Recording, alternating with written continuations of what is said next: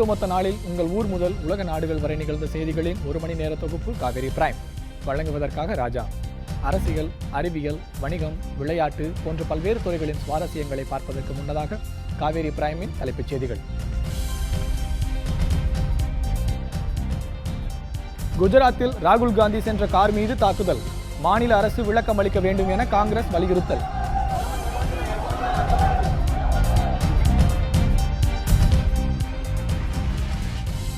நாளை நடைபெறுகிறது குடியரசு துணைத் தலைவர் தேர்தல். கூட்டணி கட்சி எம்பிக்களை சந்தித்து பிரதமர் மோடி ஆலோசனை.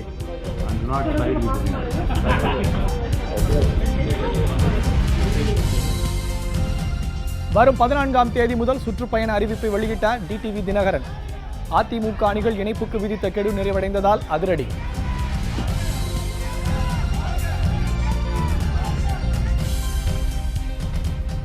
மருத்துவ படிப்பில் 85% இடஒதுக்கீட்டு ரத்து உத்தரவுக்கு எதிர்ப்பு. உச்சநீதிமன்றத்தில் மேல்முறையீடு செய்தது தமிழக அரசு.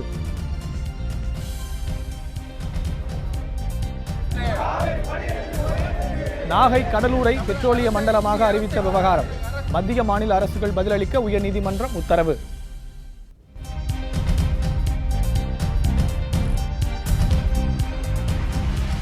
இறப்பை பதிவு செய்ய ஆதார் கட்டாயம். மத்திய அரசு அறிவிப்பு.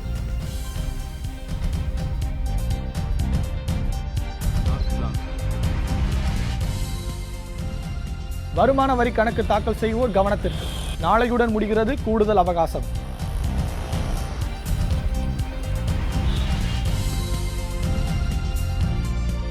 இலங்கைக்கு எதிரான டெஸ்ட் கிரிக்கெட்டில் 622 ரன்கள் எடுத்து டிக்ளேர் செய்தது இந்தியா.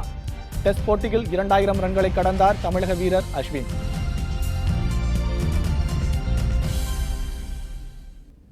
இனி விரிவான செய்திகளை பார்க்கலாம்.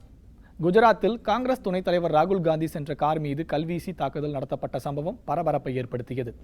இதில் ராகுல் காந்திக்கு எந்தவித பாதிப்பும் ஏற்படவில்லை. குஜராத் மாநிலத்தில் வெள்ளத்தால் பாதிக்கப்பட்ட பகுதிகளை காங்கிரஸ் துணைத் தலைவர் ராகுல் காந்தி நேரில் சென்று பார்வையிட்டார்.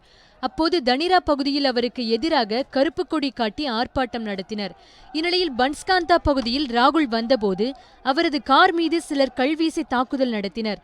கார் பலத்த சேதமடைந்தது. ராகுலுக்கு எந்த காயமும் ஏற்படவில்லை. எனினும் ராகுல் பாதுகாவலர் காயமடைந்தார். இந்த சம்பவத்திற்கு கண்டனம் தெரிவித்துள்ள காங்கிரஸ், கல்வீச்சுக்கு பாஜக தான் காரணம் என்று குற்றம் சாட்டியுள்ளது. இந்த சம்பவம் பற்றி குஜராத் முதலமைச்சர் பதிலளிக்க வேண்டும் என்றும் காங்கிரஸ் வலியுறுத்தியுள்ளது. ராகுல் காந்தியை நோக்கிய தாக்குதல் சம்பவம் தேசிய அளவில் பரபரப்பை ஏற்படுத்தியுள்ளது. காவேரி பிரைம் செய்திகளுக்காக ANI தகவல்களுடன் சங்கரவடிவு மற்றும் ராஜா. அதிமுக அணிகள் இணைப்புக்கான கெடு முடிவடைந்ததால் கட்சியை பலப்படுத்தும் நடவடிக்கையாக வரும் 14ஆம் தேதி முதல் சுற்றுப்பயண அறிவிப்பை டிடிவி தினகரன் அறிவித்துள்ளார். அதிமுகவில் பிரிந்துள்ள எடப்பாடி பழனிசாமி மற்றும் பன்னீர்செல்வம் ஆகிய இரு அணிகளும் இணைவதற்கு அதிமுக அம்மா அணியின் துணை பொதுச் செயலாளர் டிடிவி தினகரன் கெடு விதித்தார். இந்த கெடு இன்றுடன் நிறைவடைந்த நிலையில் தினகரன் அறிவிப்பு என்னவாக இருக்கும் என அரசியல் வட்டாரத்தில் பரபரப்பு ஏற்பட்டது. இந்த நிலையில் வரும் 14ஆம் தேதி முதல் சுற்றுப்பயண திட்டத்தை தினகரன் அறிவித்துள்ளார். கட்சியை பலப்படுத்தும் வகையில் பயணம் அமைய உள்ளதாக அவர் குறிப்பிட்டுள்ளார். 14ஆம் தேதி மதுரை மாவட்டம் மேலூரில் பயணத்தை தொடங்கும் தினகரன் 23இல் வடசென்னை, 29இல் தேனி, செப்டம்பர் 5இல் கரூர், 12இல் தஞ்சை, 23இல் நெல்லை என பயணம் மேற்கொள்கிறார். இதையடுத்து செப்டம்பர் 26ஆம் தேதி தர்மபுரி, 30இல் திருச்சி, அக்டோபர் 5இல் சிவகங்கை ஆகிய மாவட்டங்களில் தினகரன் பயணம் மேற்கொள்கிறார். எம்ஜிஆரின் 100ஆண்டு விழாவை முன்னிட்டு மாவட்டம் வாரியாக நடைபெறும் பொதுக்கூட்டங்களில் தினகரன் பங்கேற்க உள்ளதாக அறிவிக்கப்பட்டுள்ளது. இந்த நிலையில் நாளை அதிமுக தலைமை அலுவலகத்திற்கு சென்று கட்சிப் பணிகளை மேற்கொள்ள உள்ளதாகவும் தினகரன் தெரிவித்திருந்தது குறிப்பிடத்தக்கது. மாநில பாடத்திட்டங்களின் கீழ் படித்த மாணவர்களுக்கு 85% ஒதுக்கீட்டு அரசாணையை ரத்து செய்வதற்காக தமிழக அரசு உச்சநீதிமன்றத்தில் மேல்முறையீடு செய்துள்ளது. இந்த மனு உச்சநீதிமன்றத்தில் விரைவில் விசாரணைக்கு வரும் என எதிர்பார்க்கப்படுகிறது. மருத்துவ படிப்பில் சேர்வதற்காக நீட் தேர்வு எழுதிய மாநில பாடத்திட்டத்தின் கீழ் படித்த மாணவர்களுக்கு 85% உள் ஒதுக்கீடு அளிக்க தமிழக அரசு அரசாணை பிறப்பித்தது. இதற்கு எதிர்ப்பு தெரிவித்த CBSE மாணவர்களின் கோரிக்கையை ஏற்று சென்னை உயர்நீதிமன்றம் ரத்து செய்ய உத்தரவிட்டது. இதனைத் தொடர்ந்து நீட் தேர்வில் பெற்ற மதிப்பெண் அடிப்படையில் தகுதி பட்டியல் வெளியிட்டு கலந்தாய்வு நடத்தவும் உத்தரவிட்டது. இந்த உத்தரவுக்கு எதிராக தமிழக அரசு சார்பில் சுகாதாரத்துறை செயலாளர் ராதாகிருஷ்ணன் உச்சநீதிமன்றத்தில் மேல்முறையீடு செய்துள்ளார்.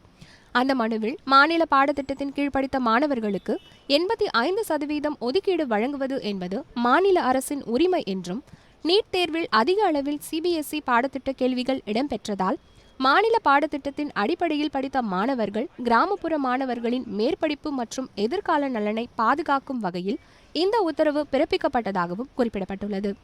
மேலும் 85% இடம் ஒதுக்கப்பட்டாலும் நீட் தேர்வின் முடிவுகள் அடிப்படையிலேயே மாணவர் சேர்க்கை நடைபெறும் என தெளிவுபடுத்தியுள்ள தமிழக அரசு இந்த உத்தரவு பிறப்பிக்க மாநில அரசுக்கு அனைத்து உரிமைகளும் உள்ளதாக கூறியுள்ளது. இவை அனைத்தையும் உயர்நீதிமன்றம் கருத்தில் கொள்ளவில்லை என்றும், உள் ஒதுக்கீடு வழங்க மாநில அரசுக்கு உரிமை இல்லை என கூறுவதை ஏற்க முடியாது எனவும் குறிப்பிடப்பட்டுள்ளது. இந்த மனு உச்சநீதிமன்றத்தில் விரைவில் விசாரணைக்கு வரும் என எதிர்பார்க்கப்படுகிறது. காவேரி பிரைம் செய்திகளுக்காக புவனா மற்றும் திவ்யலட்சுமி.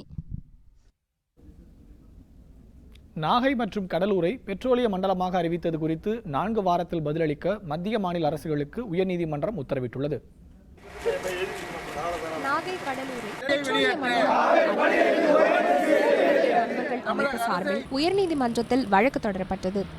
இந்த வழக்கு இன்று விசாரணைக்கு வந்தபோது பூவுலகின் நண்பர்கள் அமைப்பு சார்பில் ஆஜரான வழக்கறிஞர் தமிழில் அறிவிப்பு வெளியிடப்படவில்லை என்பதால் மக்களுக்கு இது குறித்து தெரிந்திருக்க வாய்ப்பில்லை என வாதிடப்பட்டது. இதனை அடுத்து நாகை கடலூரை பெட்ரோலிய மண்டலமாக அறிவித்தது குறித்து 4 வாரத்தில் பதிலளிக்க மத்திய மாநில அரசுகளுக்கு உயர்நீதிமன்றம் உத்தரவிட்டுள்ளது. காவேரி பிரைம் செய்திகளுக்காக புவனா மற்றும் திருக்குமரன். அதிமுக பொதுச் செயலாளர் யார் என்பது பற்றி இதுவரை தீர்மானிக்கவில்லை என தேர்தல் ஆணையம் தெரிவித்துள்ளது. அதிமுகவில் உட்கட்சி நீடிப்பதாகவும் அதில் குறிப்பிடப்பட்டுள்ளது. அதிமுக பொதுச் செயலாளர் யார், கட்சியின் சின்னம் உள்ளிட்ட பல்வேறு விஷயங்கள் குறித்து தேர்தல் ஆணையம் முடிவெடுக்காத நிலையில் இந்த விவகாரம் குறித்து தகவல் அறியும் உரிமை சட்டத்தின் கீழ் கேள்வி எழுப்பப்பட்டது. அதற்கு பதிலளித்த தேர்தல் ஆணையம் அதிமுக பொதுச் செயலாளர் யார் என்பது பற்றி இதுவரை முடிவெடுக்கவில்லை என தெரிவித்துள்ளது. மேலும் அதிமுகவில் உட்கட்சி பிரச்சினை நீடிப்பதாகவும் அதில் தெரிவிக்கப்பட்டுள்ளது. அதிமுக நிர்வாகிகள் குறித்த 5 கேள்விகளுக்கும் இதுவரை முடிவெடுக்கவில்லை எனவும் தேர்தல் ஆணையம் தெரிவித்துள்ளது. காவேரி பிரைம் செய்திகளுக்காக புவனா மற்றும் திருக்குமரன். அதிமுகவின் இரு அணிகள் இணைவதற்கு அவகாசம் அளித்தும் இதுவரை இணையவில்லை என்பதால் விரைவில் துணை பொதுச் செயலாளர் தினகரன் புதிய அறிவிப்பு வெளியிடுவார் என்று வெற்றிவேல் தெரிவித்துள்ளார். சென்னையில் தினகரனை சந்தித்த பின்னர் செய்தியாளர்களிடம் பேசிய அவர் கட்சியின் நிர்வாகிகள் பற்றி கூற தேர்தல் ஆணையத்திற்கு அதிகாரம் இல்லை என்றார். தேர்தல் ஆணையத்தை பொறுத்த வரைக்கும் கட்சிக்குள்ள நிர்வாக டிஸ்பியூட் எதையுமே தலையிடத்துக்கு தேர்தல் ஆணைய சட்ட விதிகளின்படி இடமே கிடையாது. நீ ப்ரூவ் பண்ணணும்னா கோர்ட்டுக்கு தான் போய் ப்ரூவ் பண்ணணும். எல்லா மாவட்ட செயலாளரும் எங்கிட்ட தான் இருக்காங்க. சட்டமன்ற உறுப்பினர் பெரும்பான்மையானவர் எங்க கூட இருக்காங்க.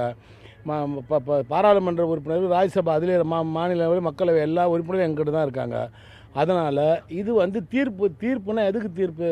ஆர்கே நகர் தேர்தலில் டிஸ்பியூட் பண்ணுறதுனால ரெட்டலை சின்னம் முடக்கம் அந்த கேஸ் மட்டும்தான் பெண்டிங்கில் இருக்க தவிர பொதுச் செயலாளர் யாருன்னு பெண்டிங்கில் கிடையாது. பொதுச் செயலாளர் அம்மா அணிக்கு சின்னமாக தான் பொதுச் செயலாளர். அதிமுக அம்மா அணி துணை பொதுச் செயலாளர் டிடிவி தினகரன் கட்சி அலுவலகத்திற்குள் வருவதை யாராலும் தடுக்க முடியாது என நாஞ்சில் சம்பத் தெரிவித்துள்ளார். சென்னையில் செய்தியாளர்களிடம் பேசிய அவர் ஒருவரை நீக்கவும் சேர்க்கவும் பொதுச் செயலாளருக்கு மட்டுமே அதிகாரம் உண்டு என்று குறிப்பிட்டார். தகவல் அறியும் உரிமை சட்டத்தில் அதிமுகவின் தலைமை குறித்த விளக்கத்தில் அது தொடர்பாக பதில் இல்லை எனவும் தேர்தல் ஆணையத்தின் விசாரணையில் உள்ளது என்றும் மட்டுமே உள்ளதாக நாஞ்சில் சம்பத் தெரிவித்தார். தலைமை கழகத்திற்கு நிச்சயம் வருவார். அவர் கழகத்தின் துணை பொதுச் செயலாளர். கழகத்தின் பொதுச் செயலாளர் செயல்பட முடியாத நிலையில் இந்த கட்சியின் எல்லா நடவடிக்கைகளை மேற்கொள்வதற்கான சகல அதிகாரமும் டிடிவி தினகரன் என்கிற துணை பொதுச் செயலாளருக்குத்தான் இருக்கிறது. இதிலே வேறு யாரும் தலையிடவோ அத்துமீறவோ கேள்வி கேட்பதற்கு கூட யாருக்கும் அதிகாரம் இல்லை. தன் மீதான ஊழல் புகாருக்கு பன்னீர்செல்வம் முதலில் பதிலளித்துவிட்டு பிறகு அரசை விமர்சிக்கட்டும் என அமைச்சர் சி.வி. சண்முகம் தெரிவித்துள்ளார். தமிழக அரசு ஊழல் நிறைந்த அரசு என்று பன்னீர்செல்வத்தின் குற்றச்சாட்டுக்கு பதிலளித்த அவர் இவ்வாறு கூறினார். நீங்க யார ஓபிஎஸ் ஊழலை பற்றி பேசுறதுக்கு அருகதை இல்லாதவர். அவர் பேரில் குற்றச்சாட்டுக்கு முதல்ல அவர் பதில் சொல்லிட்டு முதல்ல அவர் முதல்ல அழுக்க தொடக்கி சொல்லுங்க. தூத்துக்குடியில் அமைந்துள்ள பண்ணை பசுமை நுகர்வோர் அங்காடியை அமைச்சர் செல்லூர் ராஜு ஆய்வு செய்தார். பின்னர் செய்தியாளர்களிடம் பேசிய அவர் தமிழக எதிர்க்கட்சித் தலைவர் மு.க. ஸ்டாலின் பரபரப்புக்கான செய்திகளுக்காக தான் நாள்தோறும் தங்கள் மீது குற்றச்சாட்டி வருவதாக அவர் குறிப்பிட்டார். அமைச்சர்கள் அனைவரும் தங்களின் கடமையை உணர்ந்து செயல்பட்டு வருவதாகவும், பத்திரிகையில் பரபரப்பான செய்திகள் வர வேண்டும் என்பதற்காக எதிர்க்கட்சித் தலைவர் மு க ஸ்டாலின் நாள்தோறும் தங்கள் மீது குற்றம் சாட்டி வருவதாகவும் அமைச்சர் செல்லூர் கே ராஜு குறிப்பிட்டுள்ளார். ஒவ்வொரு அமைச்சரும் தன் கடமையை உணர்ந்து சிறப்பாக பணியாற்றிட்டு இருக்கோம்.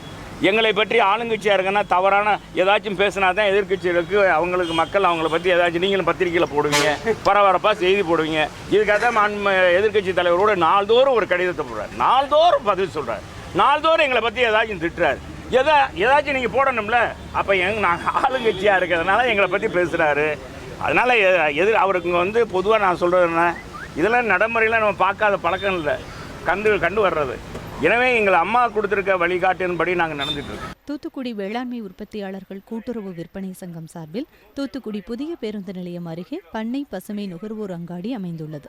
இந்த பண்ணை பசுமை நுகர்வோர் அங்காடியில் தமிழக கூட்டுறவுத்துறை அமைச்சர் செல்லூர் கே ராஜு ஆய்வு மேற்கொண்டார். காவேரி டைம்ஸ் செய்திகளுக்காக தூத்துக்குடியிலிருந்து ஷேக் மத்தார், சிவசங்கர் மற்றும் திவ்யலட்சுமி. தன் மீதான லுக் அவுட் சுற்றறிக்கையை ரத்து செய்யுமாறு சென்னை உயர்நீதிமன்றத்தில் கார்த்திக் சிதம்பரம் தொடர்ந்த வழக்கின் விசாரணை திங்கட்கிழமைக்கு ஒத்திவைக்கப்பட்டுள்ளது. அந்நிய செலாவணி மோசடி வழக்கில் முன்னாள் மத்திய நிதியமைச்சர் ப சிதம்பரத்தின் மகன் கார்த்திக் சிதம்பரத்திடம் விசாரணை நடைபெற்று வருகிறது. இதனிடையே கார்த்திக் சிதம்பரம் வெளிநாட்டிற்கு தப்பி செல்ல உள்ளதாக தகவல்கள் வெளியானது. இதையடுத்து நாடு முழுவதும் உள்ள அனைத்து விமான நிலையங்களுக்கும் லுக் அவுட் சுற்றறிக்கை அனுப்பப்பட்டது. அந்த சுற்றறிக்கையில் கார்த்திக் சிதம்பரம் வெளிநாடு செல்ல தடை விதிக்கப்பட்டுள்ளதாகவும், அவர் பயணம் மேற்கொள்ள முனைந்தால் அவரை தடுத்து நிறுத்துமாறும் அறிவுறுத்தப்பட்டிருந்தது.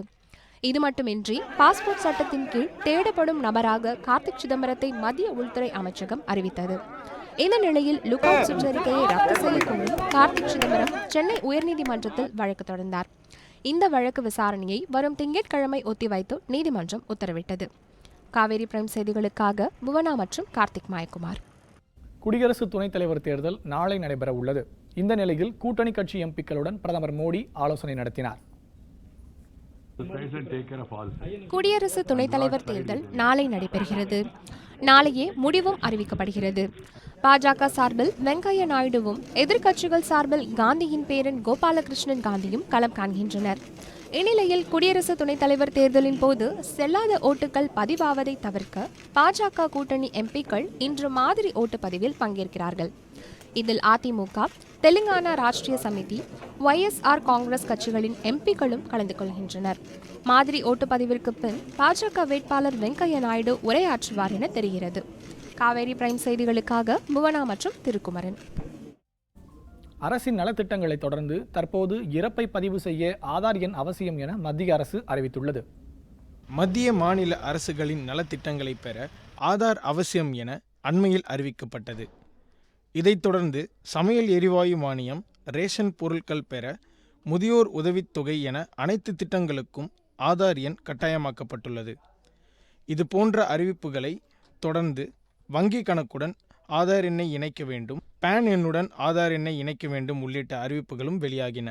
மாணவர்களின் மதிய உணவு திட்டத்துக்கும் ஆதார் எண் அவசியம் என அறிவிக்கப்பட்டது. இந்த நிலையில் இறப்பை பதிவு செய்ய ஆதார் எண் கட்டாயம் என மத்திய அரசு தற்போது அறிவித்துள்ளது. அக்டோபர் 1ஆம் தேதி முதல் இறப்பை பதிவு செய்ய ஆதார் எண் கட்டாயம் என மத்திய உள்துறை அமைச்சகம் அறிவித்துள்ளது.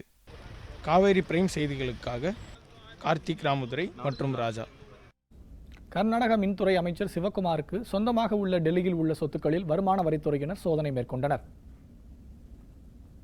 குஜராத் சட்டசபை தேர்தல் நெருங்கியுள்ள நிலையில் தனது கட்சி எம்எல்ஏக்களை தக்க வைத்துக் கொள்ளும் முனைப்பில் பெங்களூரு அருகே உள்ள பிடாடி ஈகிள்டன் கால்ஃப் ரெசார்ட்டில் குஜராத் மாநில காங்கிரஸ் எம்எல்ஏக்கள் 40 பேர் தங்க வைக்கப்பட்டுள்ளனர். இந்த நிலையில் நேற்று முன்தினம் காலை 7 மணியளவில் வருமான வரித்துறை அதிகாரிகள் 10 பேர் கொண்ட குழு இந்த ரெசார்ட்டில் திடீரென சோதனையில் ஈடுபட்டது.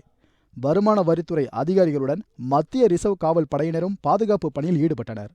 ரெசார்ட்டிற்கு உள்ளே வரும் வாகனங்கள் மற்றும் வெளியே செல்லும் வாகனங்கள் அனைத்தும் தீவிர சோதனைக்கு உட்படுத்தப்பட்டன.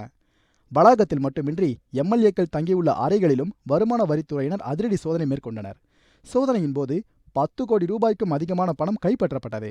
இதனிடையே சடசிவா நகரில் அமைந்துள்ள கர்நாடக மின்சாரத்துறை அமைச்சர் சிவகுமாரின் வீட்டிலும் சோதனை மேற்கொள்ளப்பட்டதால் பரபரப்பு அதிகரித்தது. பெங்களூருவில் தங்கியுள்ள எம்எல்ஏக்களை கவனித்து வந்தவர் சிவகுமார். இந்த நிலையில் டெல்லியில் உள்ள சிவகுமாருக்கு சொந்தமான இடங்களில் வருமான வரித்துறையினர் இன்று சோதனை மேற்கொண்டனர். டெல்லி சப்தர்ஜிங் பகுதியில் உள்ள குடியிருப்பில் வருமான வரித்துறையினர் போலீஸ் பாதுகாப்புடன் சோதனை மேற்கொண்டனர். வருமான வரித்துறையினரின் இந்த சோதனை அரசியல் பழிவாங்கும் நடவடிக்கை என அமைச்சர் சிவகுமாரின் சகோதரரும் காங்கிரஸ் எம்பியுமான சுரேஷ் தெரிவித்தார். டெல்லியில் நடைபெற்ற சோதனையின் பின்னர் செய்தியாளர்களிடம் பேசிய அவர் இவ்வாறு கூறினார்.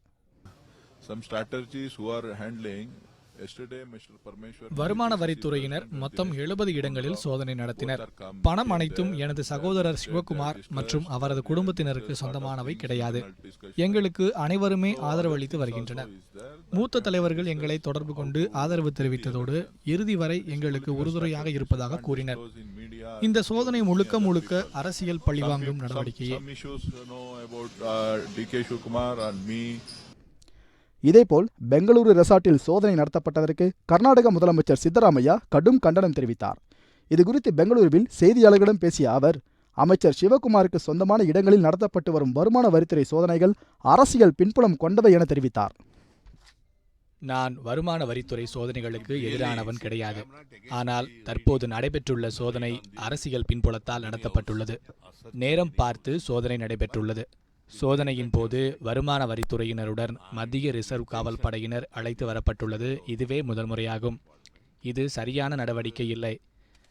ரிகல்டன் ரிசார்ட்டில் எதற்காக தங்கியிருந்தோம் என்பது குறித்த விளக்கத்தை குஜராத் காங்கிரஸ் எம்எல்ஏக்கள் ஏற்கனவே அறிக்கையாக வெளியிட்டுள்ளனர். இருப்பினும் தவறான தகவல்கள் வெளிவந்த வண்ணம் உள்ளன. கூவத்தூர் பாணியில் அரங்கேறி வரும் இந்த விவகாரம் தேசிய அரசியலில் பெரும் பரபரப்பை ஏற்படுத்தி வருகிறது. பெங்களூரு ஈகிள்டன் ரிசார்ட் இன்னும் வருமான வரித்துறையினரின் கட்டுப்பாட்டிற்குள் உள்ளது. சோதனை இன்னும் தொடர்ந்து வருவதால் பல்வேறு முக்கிய ஆவணங்கள் கைப்பற்றப்படும் என எதிர்பார்க்கப்படுகின்றது. காவேரி பிரைம் செய்திகளுக்காக கார்த்திக் மாயகுமார். மாநிலங்களவையில் முதன்முறையாக காங்கிரஸை பின்னுக்கு தள்ளி பாஜக தனிப்பெரும் கட்சியாக உருவெடுத்துள்ளது. கடந்த 65 ஆண்டுகளாக மாநிலங்களவையின் பெரும்பான்மை உறுப்பினர்களை கொண்ட கட்சியாக காங்கிரஸ் திகழ்ந்து வந்தது.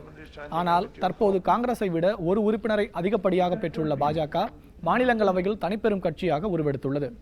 மொத்தமுள்ள 245 மாநிலங்களவை உறுப்பினர்களில் பாஜக 58 உறுப்பினர்களையும் காங்கிரஸ் 57 உறுப்பினர்களையும் கொண்டுள்ளது. மாநிலங்களவை தேர்தல் அடுத்த வாரம் நடைபெற உள்ளது குறிப்பிடத்தக்கது.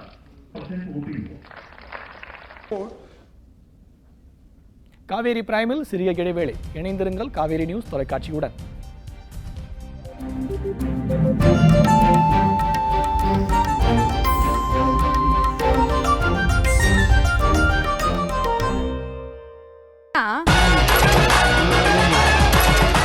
இந்த படத்தோட கதை மாதிரி தமிழ் சினிமால இதுக்கு முன்னாடி 10 படங்களுக்கு மேல வந்திருக்கு.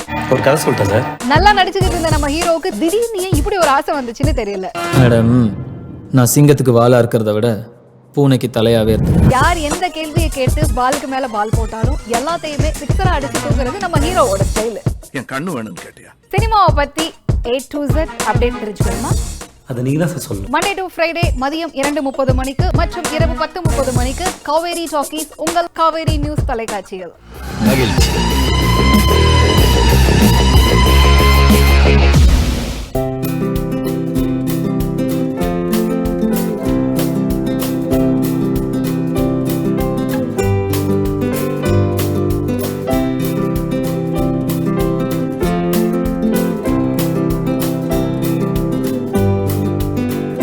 I think it's time to go start. Okay.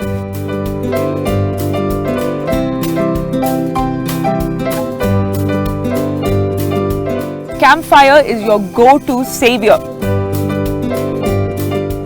பறந்து செல்லவா கொடைக்கானல் ஸ்பெஷல் வரும் சனி மற்றும் ஞாயிறு காலை 9:30 மணிக்கு.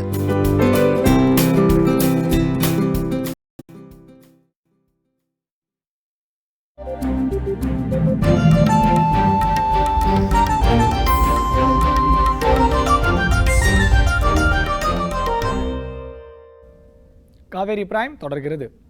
வருமான வரி கணக்கு தாக்கல் செய்வதற்கு அளிக்கப்பட்ட கூடுதல் அவகாசம் நாளையுடன் நிறைவடைகிறது. 2016-17 ஆண்டுக்கான வருமான வரி கணக்கு தாக்கல் செய்வதற்கு கடந்த மாதம் 31ஆம் தேதி கடைசி நாளாக அறிவிக்கப்பட்டிருந்தது. மேலும் வருமான வரி செலுத்துவோர் ஆதார் எண்ணுடன் பான் கார்டு எண்ணையும் இணைப்பது கட்டாயம் என தெரிவிக்கப்பட்டதை அடுத்து பலரும் ஒரே நேரத்தில் முயன்றதால் சர்வர் முடங்கியது. இதனால் வருமான வரி கணக்கு தாக்கல் செய்வதற்கான தேதி நாளை வரை நீட்டிக்கப்பட்டது.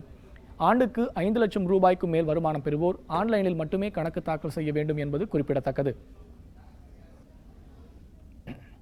நாகை அருகே தமிழ்நாடு மீன்வள பல்கலைக்கழகத்தின் உறுப்பு மீன்வள பொறியியல் கல்லூரியின் புதிய கட்டடங்களை அமைச்சர் ஜெயக்குமார் இன்று திறந்து வைத்தார்.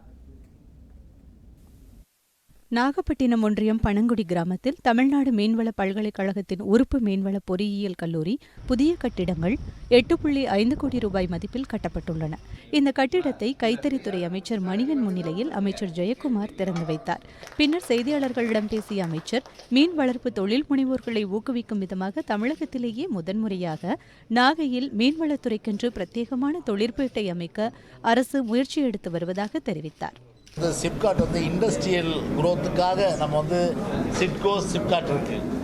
ஸோ அதே கான்செப்டில் மீனவர்கள் மீன் வளர்ப்பு தொழிற்பேட்டை, அந்த தொழிற்பேட்டை பொறுத்தவரையில் இப்போ முதல் கட்டமாக நாகப்பட்டினம் மாவட்டத்தில் உருவாக உள்ளது. இவ்விழாவில் மீன்வளத்துறை இயக்குநர் தண்டபாணி, சட்டமன்ற உறுப்பினர்கள் பவுன்ராஜ், பாரதி, ராதாகிருஷ்ணன், கல்லூரி முதல்வர் பாலசுப்ரமணியன் மற்றும் அரசு அலுவலர்கள் பலர் கலந்து கொண்டனர். காவேரி பிரைம் செய்திகளுக்காக நாகையில் இருந்து திருச்சி செய்தியாளர் கந்த பழனிவேல், சிவசங்கரி மற்றும் திவ்யலட்சுமி. தமிழக அரசை கண்டித்து பன்னீர்செல்வம் தலைமையில் வரும் 10ஆம் தேதி ஆர்ப்பாட்டம் நடைபெற உள்ளதாக அறிவிக்கப்பட்டுள்ளது. தமிழகத்தில் நிலவும் குடிநீர் பிரச்சினை, டெங்கு பாதிப்பு மற்றும் நீட் தேர்வு விவகாரம் ஆகியவற்றில் உடனடியாக தீர்வு காண வேண்டும் என வலியுறுத்தி முன்னாள் முதலமைச்சர் பன்னீர்செல்வம் தலைமையில் சென்னையில் ஆர்ப்பாட்டம் நடைபெற உள்ளதாக கூறப்படுகிறது. தமிழக அரசை கண்டித்து நடத்தப்படும் இந்த ஆர்ப்பாட்டத்தில் பன்னீர்செல்வம் அணியினரும் அனைவரும் பங்கேற்பார்கள் என எதிர்பார்க்கப்படுகிறது. கோடம்பாக்கத்தை நம்பி கோட்டையும் இல்லை, கோட்டையை நம்பி கோடம்பாக்கமும் இல்லை என காங்கிரஸ் மாநில தலைவர் திருநாவுக்கரசர் தெரிவித்துள்ளார். சென்னை விமான நிலையத்தில் செய்தியாளர்களிடம் பேசிய அவர், கமல்ஹாசன் குற்றச்சாட்டினால் பதில் கூற வேண்டுமே தவிர அவரை விமர்சிப்பதால் குற்றச்சாட்டுகள் இல்லை என்று ஆகிவிடுமா என அவர் கேள்வி எழுப்பியுள்ளார். கட்சி ஆரம்பிப்பாங்களே எனக்கு தெரியாது. ஒருவேளை ஆரம்பித்தா தனியாக தான் ஆரம்பிக்கிறக்கூடிய வாய்ப்பு இருக்குது. அப்போ அப்படி தனியாக ஆரம்பிக்கட்டும். அப்படி ஆரம்பித்தாங்கன்னா யாரோட கூட்டணி போடுறாங்க, என்ன கொள்கையை சொல்கிறாங்க, இதெல்லாம் பொறுத்து தான் மக்களுடைய ஆதரவு இருக்கும். கோடம்பாக்கத்தை நம்பி தான் கோட்டை இருக்கா சார்? இல்லை, கோடம்பாக்கத்தை நம்பி கோட்டையும் இல்லை, கோட்டையை நம்பி கோடம்பாக்கமும் இல்லை. யார் வேணாலும் இங்கேருந்து அங்கே போகலாம், அங்கேருந்து இங்கே வரலாம். இது கடந்த கால வரலாறு. கோடம்பாக்கத்துலேருந்து போச்சு எம்ஜிஆர் கோட்டைக்கு வந்திருக்காரு. கோட்டைக்கு ஒரு ஆசைப்பட்ட பல பேர் கோடம்பாக்கத்தையும் விட்டுட்டு நிற்கிறாங்க ரோட்டில். இதெல்லாம் நாட்டில் நடந்திருக்கு. இதுக்கு மக்கள் தான் முடிவு பண்ணணும். தமிழ்நாடு சட்டமன்ற உறுப்பினர்களுக்கு சம்பள உயர்வு அறிவித்த தமிழக அரசின் முடிவை எதிர்த்து சென்னை உயர்நீதிமன்ற மதுரை கிளையில் பொதுநலன் மனு தாக்கல் செய்யப்பட்டது. இந்த ஊதிய உயர்வு தேவைதானா என்று அரசு சிந்திக்க வேண்டும் என்று நீதிமன்றம் அறிவுறுத்தியுள்ளது. மதுரையைச் சேர்ந்த ரமேஷ் என்பவர் தமிழக சட்டமன்ற உறுப்பினர்களுக்கு சம்பள உயர்வு அறிவிக்கப்பட்டதை எதிர்த்து தாக்கல் செய்துள்ள மனுவில், தமிழகத்தில் கடந்த சில ஆண்டுகளாக பருவமழை பொய்த்ததைத் தொடர்ந்து கடும் வறட்சி நிலவுவதாகவும், நிதி பற்றாக்குறையால் விவசாயிகளை காப்பாற்ற அரசு எந்தவித நடவடிக்கையும் எடுக்கவில்லை எனவும் குறிப்பிடப்பட்டுள்ளது. தமிழக அரசு ஏற்கனவே 45,119 கோடி ரூபாய் கடனில் உள்ள இந்த சூழ்நிலையில் தமிழகத்தில் எம்எல்ஏக்களின் ஊதியம் 55,000 இருந்து 1,05,000 ரூபாயாக உயர்த்தப்பட்டதற்கு அனைத்து தரப்பினரும் எதிர்ப்பு தெரிவித்துள்ளனர். எனவே எம்எல்ஏக்களின் சம்பள உயர்வை நிறுத்தி வைக்க உத்தரவிட வேண்டும் என்று அந்த மனுவில் குறிப்பிடப்பட்டுள்ளது. இந்த மனுவை விசாரித்த உயர்நீதிமன்ற மதுரை கிளை, வறட்சியால் தமிழகம் தற்போது தவித்துக் கொண்டிருப்பதாக தெரிவித்துள்ளது. விவசாயிகள் தற்கொலை, கல்வி கட்டணம், மீனவர்கள் கைது உள்ளிட்ட பல பிரச்சினைகள் தீர்வு காணாத தருணத்தில் எம்எல்ஏக்களின் ஊதிய உயர்வு தேவைதானா என்று தமிழக அரசு சிந்திக்க வேண்டும் என்றும் உயர்நீதிமன்ற மதுரை கிளை அறிவுறுத்தியுள்ளது. காவேரி பிரைம் செய்திகளுக்காக மதுரையில் இருந்து முத்துகிருஷ்ணன் மற்றும் சங்கரவடிவுடன் திவ்யலட்சுமி. தமிழக கேரள எல்லைப் பகுதிகளில் டெங்கு கொசு ஒழிப்பு பணிகள் நடைபெற்று வருகிறது. இந்த நிலையில் கன்னியாகுமரி அருகே கொசுக்களால் பரவி வரும் நோய்களை தடுக்க நகராட்சி நிர்வாகம் தக்க நடவடிக்கைகள் எடுக்கவில்லை என அப்பகுதி மக்கள் குற்றம் சாட்டியுள்ளனர். கன்னியாகுமரி மாவட்டத்தில் கடந்த மே மாதம் 700 கொசு ஒழிப்பு பணியாளர்கள் சுகாதாரத்துறை சார்பில் பணிக்கு அமர்த்தப்பட்டனர். வேகமாக பரவி வரும் மர்ம காய்ச்சலால் தற்சமயம் சுகாதாரத்துறை ஊழியர்களை தவிர 1200க்கும் மேற்பட்ட கொசு ஒழிப்பு பணியாளர்கள் ஈடுபடுத்தப்பட்டுள்ளனர். மேலும் தமிழக கேரள எல்லைப் பகுதிகளில் உள்ள வீடுகளில் மாவட்ட ஆட்சியர் சஜ்ஜன் சிங் சவான் தலைமையில் உள்ள குழுக்களும் வீடு வீடாக சென்று டெங்கு கொசு ஒழிப்பில் ஈடுபட்டு வருகின்றனர். இந்நிலையில் கன்னியாகுமரி சுற்றுவட்டார பகுதிகளில் 1000க்கும் மேற்பட்டோர் மர்ம காய்ச்சலால் பாதிக்கப்பட்டு தனியார் மருத்துவமனைகளிலும் அரசு மருத்துவமனைகளிலும் சிகிச்சை பெற்று வருகின்றனர். அதில் 100க்கும் மேற்பட்டோர் டெங்கு காய்ச்சல் காய்ச்சல் அறிகுறியுடன் காணப்படுவதாகவும் கூறப்படுகிறது. மேலும் இதுவரை டெங்கு காய்ச்சலால் 3 பேர் உயிரிழந்தது குறிப்பிடத்தக்கது. இந்நிலையில் பத்மநாபபுரம் நகராட்சிக்கு உட்பட்ட பகுதிகளில் உள்ள குடியிருப்பு பகுதிகளுக்கு அருகே குப்பைகள் மற்றும் சாக்கடை கழிவுகள் கொட்டப்படுவதால் கொசுக்கள் பரவி குழந்தைகளுக்கு பல்வேறு நோய்கள் பரவும் அபாயம் ஏற்பட்டுள்ளதாக கூறப்படுகிறது. மேலும் டெங்கு காய்ச்சல் தடுப்பு மருந்தான நிலவேம்பு கசாயம் போன்ற முதல் உதவிகள் அப்பகுதி மக்களுக்கு வழங்கப்படவில்லை என பொதுமக்கள் குற்றம் சாட்டுகின்றனர். சக்கரை பகுதியிலிருந்து காய்ச்சல்னு ஆஸ்பத்திரிக்கு போனால் டாக்டர்மார் சொல்லியாவா விஷ காய்ச்சல்னு நாங்கள் என்ன செய்யணும் ஒன்றும் முடியல. அரசாங்கத்தில் கேட்டால் அரசாங்கம் சொல்ல விஷ காய்ச்சல்னு காலு கையெல்லாம் முட்டையெல்லாம் ஒரே வேதனையாக இருக்குது. என்ன செய்யணும் ஒரு பிடியும் பட மாட்டேக்கு. இதுக்கு ஏதாவது ஒன்று அரசாங்கம் தான் ஏதாவது ஒரு வழி பண்ணணும். தக்கலை பகுதியில் டெங்கு காய்ச்சல் அதிகமாக பரவி கொண்டே இருக்குது. அதனால் எங்களுக்கு வீட்டில் இருக்கிறதுக்கே பயமாக இருக்குது. ஒருத்தர் ஊர் மக்களுக்கே பயமாக இருக்குது. அதனால் ஆஸ்பத்திரிக்கு போகிறோம். கை காலெல்லாம் வலி, முட்டு காலெல்லாம் வலின்னு சொன்னதுனால அங்கே டாக்டர்மார்களும் அது பார்வையிடவில்லை. இதான் ஆஸ்பத்திரி போனால் யாருமே கவனிக்க மாட்டேங்காங்க. ஆளுகளுக்கு கை கால் வலி எல்லாம் இருக்குது. மருந்து மாத்திரையெல்லாம் ஒழுங்காக கொடுக்க மாட்டேங்காங்க. டாக்டர்மார் இந்த காய்ச்சல்னு சொல்ல மாட்டேங்காங்க. ஸ்கூல்களில் நிலவேம்பு கசாயம் இதுவரை கொடுக்கல. நகராட்சிகளில்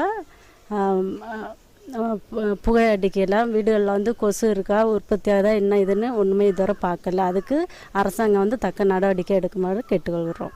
கன்னியாகுமரி மாவட்டத்தின் சுற்றுவட்டார பகுதிகளில் பரவி வரும் டெங்கு காய்ச்சல் மற்றும் மற்ற மர்ம காய்ச்சலால் மக்களிடையே பீதி ஏற்பட்டுள்ளது. காவிரி பிரைம் செய்திகளுக்காக கன்னியாகுமரியிலிருந்து சுயம்பலிங்கம், சிவசங்கரி மற்றும் திவ்யலட்சுமி. பாஜக தலைமையிலான அரசு தங்களது அதிகாரத்தை தவறாக பயன்படுத்துவதை உடனடியாக கைவிட வேண்டும் என்று மார்க்சிஸ்ட் கம்யூனிஸ்ட் கட்சியின் மாநில செயலாளர் ஜி. ராமகிருஷ்ணன் வலியுறுத்தியுள்ளார். சென்னையில் செய்தியாளர்களிடம் பேசிய அவர், ஊழல்கள் மற்றும் முறைகேடுகள் எங்கு நடைபெற்றாலும் அதன் மீது நடவடிக்கை எடுக்க வேண்டும் என்பதில் மாற்று கருத்து இருக்க முடியாது என அவர் குறிப்பிட்டார். ஊழல்கள் முறைகேடுகள் எங்கு நடந்தாலும், யார் சம்பந்தப்பட்டிருந்தாலும், சம்பந்தப்பட்டவர்கள் மீது நடவடிக்கை எடுக்க வேண்டும் என்பதில் யாருக்கும் மாற்று கருத்து இருக்க முடியாது. ஆனால் அதே நேரத்தில் மத்திய அரசாங்கம், பிஜேபி தலைமையிலான அரசு, சிபிஐ, அமலாக்கத்துறை போன்ற அந்த துறைகளை தன்னுடைய அதிகாரத்தை பயன்படுத்தி பழிவாங்குவது அல்லது தன்னுடைய பிஜேபியினுடைய கட்டுப்பாட்டில் கொண்டு வரக்கும் முயற்சி எடுப்பது போன்ற அதிகாரத்தை தவறாக பயன்படுத்துவதும் இதுக்குள்ளே அடங்கியிருக்கக்கூடிய ஒரு பிரச்சனை. தமிழக மீனவர்கள் சுட்டுக் கொல்லப்படுவதற்கும் ஈழத்தமிழர்கள் கொல்லப்படுவதற்கும் இந்திய அரசுதான் காரணம் என்று மதிமுக பொதுச் செயலாளர் வைகோ குற்றம் சாட்டியுள்ளார். சென்னையில் மதிமுக தலைமைக் கழகத்தில் நடைபெற்ற இளைஞரணி நிர்வாகிகள் கூட்டத்தில் செய்தியாளர்களை சந்தித்த அவர், இலங்கை அரசுடனான நட்பை தமிழக அரசு உடனடியாக கைவிட வேண்டும் என வலியுறுத்தினார். விடுதலை புலிகளைத்தான் நாங்கள் ஒழித்து விட்டோம் என்றார்களே, பிறகு அதற்கு தடை வைத்திருக்கிறீர்கள். ஈழத்தமிழர்கள் யார் போனாலும் நீ புலி ஆதரவாளன், புலிகளை சேர்ந்தவர் என்று உள்ளே நுழைய விடுவதில்லை. இந்தியா உட்பட நான் புலிகள் இயக்கத்தை சேர்ந்தவர் என்று சொல்லித்தான் உலகத்தில் எந்த தேசத்துக்கும் நான் போக முடியாது. ஆனால் அதை பற்றி கவலைப்படவில்லை. I don't care. ஆனால் இந்திய அரசுக்கு சொல்லுவேன், சிங்கள அரசோடு கொட்டமடிக்கிற வேலையை, கூடி கும்மாளம் போடுகிற வேலையை விட்டுவிடுங்கள். இங்கே மீனவன் கொல்லப்படுகிறான், நாதி கிடையாது. லட்சக்கணக்கான ஈழத்தமிழர்கள் படுகொலைக்கு இந்திய அரசு காரணம், ஐக்கிய முற்போக்கு கூட்டணி அரசு காரணம். இனப்படுகொலையின் கூட்டு குற்றவாளி. தமிழக மீனவர்கள் மீதான இலங்கை கடற்படை தாக்குதல், கைது மற்றும் படகுகள் பறிமுதல் போன்ற சம்பவங்கள் தொடர்கதையாக இருந்து வருகிறதாக கூறப்படுகிறது. இதுவரை இலங்கை கடற்படையால் 161 விசைப்படகுகள் விடுவிக்கப்படாமல் இருந்த நிலையில் 41 விசைப்படகுகளை விடுவிப்பதாக இலங்கை அரசு அறிவித்தும் அவற்றை தாயகம் கொண்டு வர எவ்வித நடவடிக்கையும் தமிழக அரசால் எடுக்கப்படாமல் இருப்பதாக கூறப்படுகிறது. இது குறித்து பாதிக்கப்பட்ட மீனவருடன் திருச்சி செய்தியாளர் கந்தப்பழனிவேல் மேற்கொண்ட நேர்காணலை தற்போது பார்க்கலாம். இந்த படகுகள் விடுவிப்பு குறித்து அதிகாரப்பூர்வமாக அறிவிக்கப்பட்டிருக்கா? தமிழக சார்பில் அதை கொண்டு வருவதற்கு என்ன மாதிரியான நடவடிக்கை எடுக்கப்பட்டு இதை பற்றின தகவல் எதுவும் உங்களுக்கு கொடுத்துருக்காங்களா? எங்களுக்கு ஒரு 2 நாளைக்கு முன்னாடி மீனவளத்துறை, நாகப்பட்டினம் மீனவளத்துறையில் இந்த மாதிரி தகவல் எங்கள் ஊர் பஞ்சாயத்துக்கு தகவல் பஞ்சாயத்து மூலிமா எங்களுக்கு தகவல் வந்துச்சு. வந்துட்ட பிறகு நாங்கள் எங்களில் உள்ள படகு எடுக்கிற போகிறதுக்கான ஏற்பாடு நடந்துட்டு இருக்குப்பா அப்படின்னு சொல்லிடுறாங்க. நாங்கள் போய் நம்ம நாகப்பட்டினம் ஏடி ஃபிஷரிஸில் போய் பேசினப்போ சொன்னாங்க, இந்த மாதிரி அதுக்குள்ள எடுக்கிறதுக்கு ஆள் ஒரு மாவட்டத்துக்கு ஒரு ஆள் இது பண்ண சொல்லியிருக்காங்க. அதாவது முதல் கட்டமாக போய் போட்டெல்லாம் கண்டிஷனோட போர்டர் கண்டிஷனை எப்படி இருக்குன்னு பார்க்குறதுக்காக மாவட்டத்துக்கு ஒரு ஆள் போயிருக்காங்க அப்படின்னு சொன்னாங்க. அந்த ஒரு ஆள் போனாலும் அப்படி ஒன்று அந்தளவுக்கு ஒன்று இதாக இருக்க சரியாக இருக்காது. அந்த போட்டுக்கு சம்மந்தப்பட்ட ஒவ்வொரு ஆள் போனால் தான், இப்போ 15 போட்டுனாக்கா 15 போட்டுக்கு ஒரு ஆள் போனால் தான், அந்த போட்டோட சொந்தக்காரன் போனால் தான் அந்த போட்டோட உண்மையான நிலவரம் கண்டிஷன் என்னென்னு தெரியும். அவனுக்கு என்னென்ன வேலை பார்த்தா அந்த போட்டை கொண்டு வரலான்னு தெரியும். அந்த மாதிரி ஆளை தான் கொண்டு போன்றதை அரசு தரப்புக்கு நான் கோரிக்கை வைக்கிறேன். புதுச்சேரியில் நீட் தேர்வு குறித்து விவாதிக்க அனைத்து கட்சி சட்டமன்ற உறுப்பினர்கள் கூட்டத்திற்கு முதலமைச்சர் அழைப்பு விடுத்திருந்த நிலையில் திடீரென கூட்டத்தை ரத்து செய்தது உள்நோக்கம் கொண்டது என அதிமுக சட்டமன்ற கட்சித் தலைவர் அன்பழகன் தெரிவித்தார். புதுச்சேரி சட்டமன்றத்தில் செய்தியாளர்களை சந்தித்த அவர் நீட் தேர்வு விவகாரத்தில் முதலமைச்சர் நாராயணசாமி இரட்டை வேடம் போடுவதாக குற்றம் சாட்டினார். எங்களுக்கு ஒரு மெசேஜ் அனுப்பிச்சுக்கிறாங்க. அந்த மெசேஜில் என்ன சொல்கிறாருன்னா, சுகாதாரத்துறை அமைச்சர் அவர் ஊரில் இல்லை, அதனால் இந்த கூட்டத்தை நாங்கள் ரத்து செய்கிறோம். இல்லை, இது எவ்வளோ ஒரு கேவலமான ஒரு சிந்தனையோடு இருக்கிறாங்க பாருங்கள். ஒரு முதலமைச்சர் தலைமையில் அனைத்து சட்டமன்ற உறுப்பினர்கள் கூட்டப்படுவதற்கு ஒரு கூட்டத்துக்கான அழைப்பு விடுக்கப்படுகிறது. ஒரு அமைச்சர் ஊரில் இல்லைன்னதுக்கோசம் திடீர்னு இந்த கூட்டத்தை நடுராத்திரியில் நீங்கள் ரத்து பண்ணுறது என்பது உள்நோக்கம் கொண்டது. இதில் திருச்சியில் குடிநீர் உள்ளிட்ட அடிப்படை வசதிகளை செய்து தரக்கோரி அப்பகுதி மக்கள் சாலை மறியல் போராட்டத்தில் ஈடுபட்டனர். இதனால் சத்திரம் பேருந்து நிலையம் அருகில் சிறிது நேரம் போக்குவரத்து பாதிக்கப்பட்டது.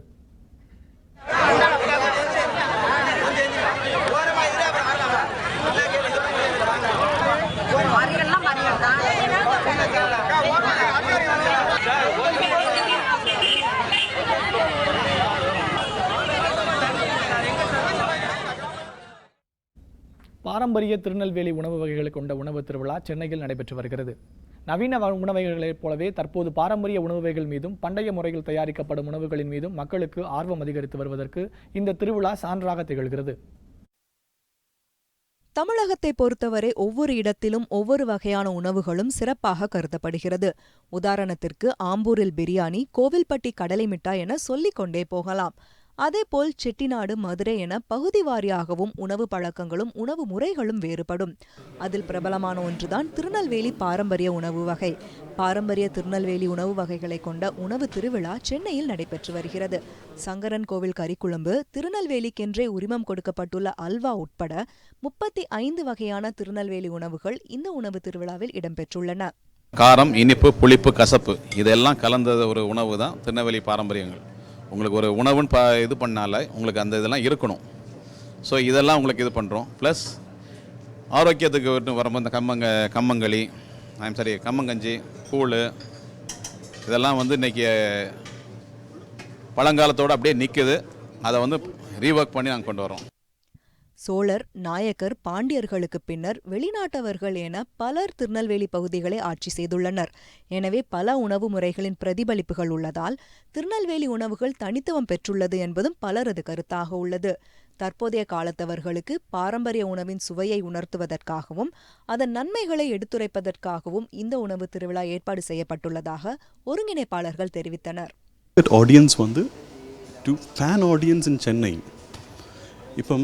Chennai audience they want to try new food, Bengali food, North Indian food. அதே மாதிரி we have so many variations in South Indian food. இப்போ Tirunelveli is just one example. Tirunelveli டிஃப்ரெண்ட்டாக இருக்கும், மதுரை டிஃப்ரெண்ட்டாக இருக்கும், Nagercoil will be a little more different. திருநெல்வேலியில் என்ன ஸ்பெஷாலிட்டினா basically it is all homemade masala. நவீன வகை உணவகங்களைப் போலவே தற்போது நவீன உணவுகளைப் போலவே தற்போது பாரம்பரிய உணவு வகைகள் மீதும் பண்டைய முறையில் தயாரிக்கப்படும் உணவுகளின் மீதும் மக்களுக்கு ஆர்வம் அதிகரித்து வருகிறது என்பதற்கு இதுபோன்ற கண்காட்சிகள் ஒரு சான்றாக திகழ்கிறது. காவேரி பிரைம் செய்திகளுக்காக ஒளிப்பதிவாளர் கார்த்திகேயனுடன் நிஷா மற்றும் திவ்யலட்சுமி. 2018ஆம் ஆண்டிற்கான தினசரி காலண்டர்கள் தயாரிக்கும் பணிகள் சிவகாசியில் தீவிரமடைந்துள்ளது. 2018ஆம் ஆண்டுக்கான புதிய ஆல்பம் அறிமுகப்படுத்தப்பட்டுள்ளது. சிவகாசியில் பட்டாசு மற்றும் தீப்பெட்டி தொழிலுக்கு அடுத்தபடியாக சிறந்து விளங்குவது அச்சுத் தொழில். தற்போது சிவகாசியில் 2018ஆம் ஆண்டிற்கான தினசரி மற்றும் ஆண்டு கேலண்டர்கள் தயாரிக்கும் பணி தீவிரமடைந்து வருகிறது. புத்தாண்டிற்கான புதிய ஆல்பத்தை வெளியிட்டு தயாரிப்பு பணியை கேலண்டர் உற்பத்தி நிறுவனங்கள் துவக்கியுள்ளன. இங்கு தினசரி மற்றும் மாத கேலண்டர்கள் தமிழ், ஆங்கிலம், ஹிந்தி, மலையாளம், தெலுங்கு போன்ற மொழிகளில் 200க்கும் மேற்பட்ட மாடல்களில் தயாராகி வருகின்றன. புத்தாண்டிற்கான புதிய வரவான real art foils, gold foils, silver foils, die cutting, VIP calendars போன்ற கேலண்டர்கள் தயாரிக்கப்படுகின்றன. மினி கேலண்டர்கள் முதல் மெகா சைஸ் வரை பல்வேறு வேலைப்பாடுகளுடன் கூடிய 3D மேக்கில் தயாரிக்கப்படுகின்றன. புது புது கேலண்டர், புது டிசைன்கள், புது புது மாடல்கள், சில்வர், கோல்டன் கலர் இல்லைன்னு நிறைய மாடல்கள் வெளியிட்டிருக்கோம் இந்த வருஷம். இதில் நான் பிரிதி எடுக்கிற வேலை பார்க்குறேன். 5 வருஷமாக இந்த வேலை பார்த்துட்ருக்கேன். மினி காலண்டர் முதல் அப்புறம் ஜெயிண்ட் காலண்டர் வரைக்கும் எங்களுக்கு பெரிய பெரிய கேலண்டர்லாம் பிரிதி எடுக்கிற வேலை பார்த்துட்ருக்கோம். தினசரி கேலண்டர்களின் விலை 13 ரூபாய் முதல் 2000 ரூபாய் வரையிலான விலையில் கிடைக்கின்றன. சீரான மின்சார விநியோகம் இருந்தால் வேலை அதிகம் கிடைக்கும் என ஊழியர்கள் தெரிவிக்கின்றனர். ஜிஎஸ்டி காரணமாக ஊதியம் கிடைப்பதில் தாமதம் ஏற்படுவதாகவும் அவர்கள் கூறுகின்றனர். எங்களுக்கு கரண்ட் பிரச்சனை இல்லாமல் இதே மாதிரி சீராக இருந்துச்சுன்னா எங்களுக்கு நல்ல வருமானம் வர்றதுக்கு வாய்ப்புகள் இருக்குது. ஜிஎஸ்டி பொறுத்தளவில் எங்களை மாதிரி கூலி தொழிலாளர்களுக்கெல்லாம் கொஞ்சம் பாதிப்பு இருக்குது. நேரடியாக சம்பளம் வாங்குறதில்ல. தினக்கூலிகளுக்கெல்லாம் கொஞ்சம் அரசாங்கம் பார்த்து சலுகை செஞ்சால் நல்லாயிருக்கும். கடந்த ஆண்டை விட காகிதம், மை தொழிலாளர்களின் கூலி உயர்வு ஆகியவற்றால் விலை உயர்ந்துள்ளதாக தயாரிப்பாளர்கள் தெரிவித்துள்ளனர். சென்ற ஆண்டை காட்டிலும் இந்த ஆண்டு 8% முதல் 10% வரை பேப்பர் விலை உயர்வு ஏற்பட்டு இருக்கிறது. இதை தவிர்த்து சில மூலப்பொருள்கள் 6%, சில மூலப்பொருள்கள் 8%, உள்ளே நிறுவன கம்பெனியில் வேலை பார்க்கின்ற தொழிலாளர்களின் கூலி உயர்வு 15% என்பது தவிர்க்க முடியாதது. ஆக மொத்தத்திலே 15 ஆண்டுகளுக்கு மேலாக வரி விலக்கிலே தயார் செய்து வந்து கொண்டிருந்த இந்த தமிழ் தினசரி காலண்டர் மை மற்றும் பேப்பரின் தரம் காரணமாக சிவகாசியில் தயாரிக்கப்படும் கேலண்டருக்கு என்றும் மவுசு உள்ளதாக சந்தையில் பேச்சு நிலவுகிறது. இதன் காரணமாக இந்தியா மட்டுமில்லாமல் சிங்கப்பூர், மலேசியா, இலங்கை போன்ற வெளிநாடுகளிலும் கேலண்டர்களுக்கு அதிக ஏற்றுமதி செய்யப்படுவதாக கூறுகின்றனர் தயாரிப்பு நிறுவனங்கள். காவேரி பிரைம் செய்திகளுக்காக சிவகாசியில் இருந்து வைத்தியலிங்கம் மற்றும் ராஜாவுடன் சங்கரவடிவு. காவேரி பிரைமில் சிறிய இடைவேளை. இணைந்திருங்கள் காவேரி நியூஸ் தொலைக்காட்சியுடன்.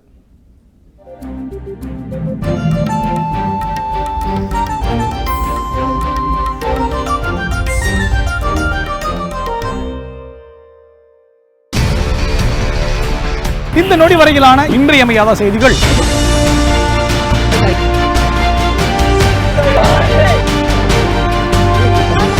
அனைத்து நிகழ்வுகளிலும் ஆழமான பார்வை, முழுமையான நாளின் முதன்மையான தொகுப்பு காவேரி பிரைம்.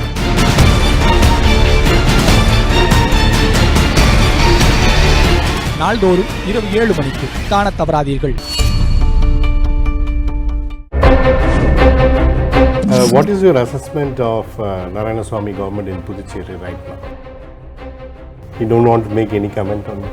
ஸ்டாலின் அவர்களை பற்றி உங்களுடைய மதிப்பீடு என்ன? அவர் நாளைய முதல்வராக வாய்ப்பு இருக்கிறதா தமிழ்நாடு? ஐயோ, தமிழ்நாட்டுக்கு அப்படி ஒரு துர்கதி வந்துட வேண்டாங்கிறது என்னோட வேண்டுகோள். தமிழக அரசு செயலிழந்து கிடக்கிறது, மத்திய அரசின் கட்டுப்பாட்டில் இருக்கிறது. எந்நேரம் நம்மை கலைத்து விடுவார்களோ என்கிற அச்சத்தோடு, பதற்றத்தோடு, பீதியோடு இருக்கிறது. ரஜினிகாந்த் அரசியலுக்கு வர வேண்டும் அப்படின்னு பலரும் கூப்பிட்டு இருக்காங்க. தலைவராக இருந்து மக்களுக்கு சேவை செய்யும், முதல்வராக இருந்து நாங்கள் தான் இந்த நாட்டால். ரிட்டர்னை யாருக்காவது மாற்றி கொடுக்க முடியுமா, இல்லை ரிட்டர்னை ஃப்ரீஸ் பண்ண முடியுமா, அதன் மூலமாக ஆதிக்கம் செலுத்த முடியுமா எதிர்காலத்தில் அப்படின்னு பிஜேபி முயற்சிக்கிறது உண்மை. நீட் இது சமூக நீதிக்கு எதிரானது, கிராமப்புற மாணவர்களுக்கு எதிரானது, தமிழ்நாட்டுக்கு எதிரானது. கண்டிப்பாக எடுத்துடணும். அம்மாவனுடைய தலைமைங்கிறது ரஜினி ஸ்டைல், சின்னம்மா தலைமை என்பது கமலஹாசன் ஸ்டைல்.